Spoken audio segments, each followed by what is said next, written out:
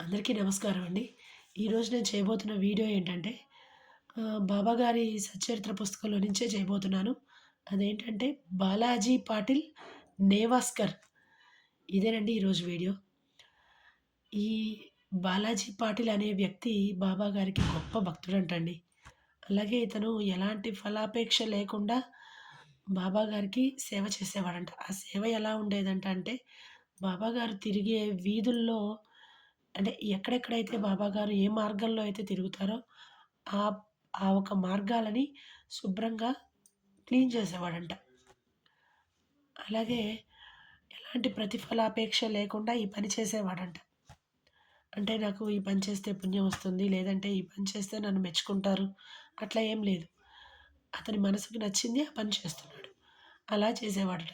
ఇతని తర్వాత రాధాకృష్ణ అమ్మాయి కూడా ఆ పనిని అతి శుభ్రంగా చేసేవారట. ఆవిడ తదనంతరం కూడా ఇంకొక వ్యక్తి చేస్తున్నారు. ఆయన ఎవరంటే అబ్దుల్లా అని ఇక్కడ పేర్కొనబడింది.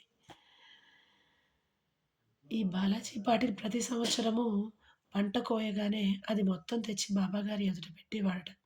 ఆయన ఎంతైతే ఇంట్లో వాడుకోవడానికి ఇస్తారో అది మాత్రం తీసుకెళ్ళి ఆయన కుటుంబానికి వినియోగించుకునేవాడట. ఈ ప్రకారంగా అతనే కాదు అతని కొడుకు కూడా ఇదే పని చేస్తూ ఉండేవాడట. అంతే కదండీ! తండ్రికి తగ్గ తనయుడు. తండ్రి ఏం చేసి దాన్ని ఏ పనైతే చేసి ఫాలో అప్ చేశాడో దాన్నే కంటిన్యూ చేస్తున్నాడనమాట కొడుకు కూడాను. ఈ రోజుకి ఇంతేనండి. నమస్కారం.